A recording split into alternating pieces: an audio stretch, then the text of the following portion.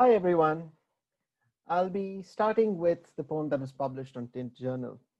And this highlights my love of cooking, but also my love of history, so to speak. It's called It's Like a Curry Sandwich. 1. Bengaluru, 1994. Amma never made this at home, and Grandma, bless her heart, would have fainted at the touch of the proscribed onions. But ever so rarely, we'd traipse to the chart shop, uncurl our fists from gnarled fingers, point a chopstick digit, toothpick length, at the chalkboard menu and ask for a bhaji. Appa's moustache always smiled before his lips did, translated child talk to the cashier I mistook for a rapper when he screamed over the kitchen clangs. One masala dosa, one idli, two coffee, two badam milk, one upma, and two pav bhajis. 46 rupees, please. 2. Pav bhaji, bread and cooked veggies. First, the boiling potatoes, conquistador trophies from Peru, rotund constancies, first fit only for cattle. Then, the poor, peas, cauliflower, and carrots, bouquets from the fertile crescent, Middle East, Cyprus, Persia.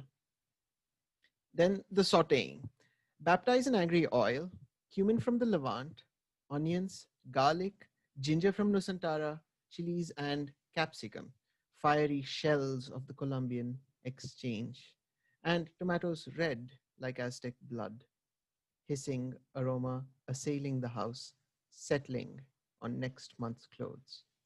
Step 3. The bubbling of the stew. Vegetables. Julienne smashed, diced, boiled, quartered, regressed to inchoateness. New world and old coalesced in royals of butter, unblanded by salt and spices. Cinnamon, turmeric, cardamom, and black pepper, the Indian heart of the dish. Moluccan cloves, Iraqi fenugreek, and dried chilies, suffusing into each other like a murmuration of starlings, and crowned with a grove of cilantro, lime, and tearfully shredded onions atop ghee toasted rolls of well risen bread. 3. Pav bhaji, pão, bread from the Portuguese patois of Vasco da Gama.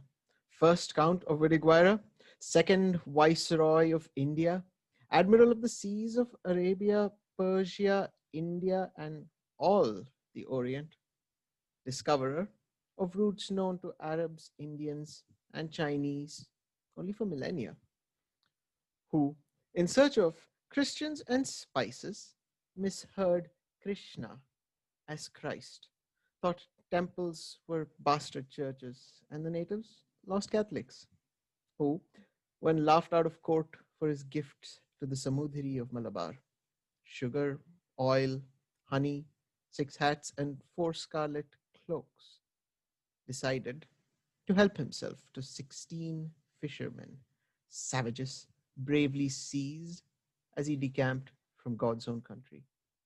He must have liked the taste enough for a bigger helping on the second sojourn.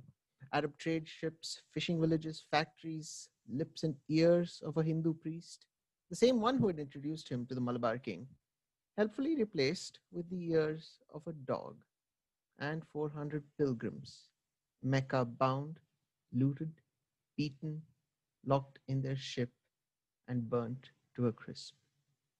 Fishfolk, coolies, mothers squeezing their babies through red hot portholes, merchants, cooks stewing vegetables, bhaji, for dinner after the evening prayers, genuflections towards a land they'd never see. 4. Atlanta, 2017. Pav bhaji. Ordered one, this time with clear vowels, clenched jaw, and the extra sprinkle of Americanese, so I'd be understood when asking for cheese on top. No rap waiter this time, just a kid, om tattoo and coiffed mustache, greeting us with Namaste, y'all, mangling the names.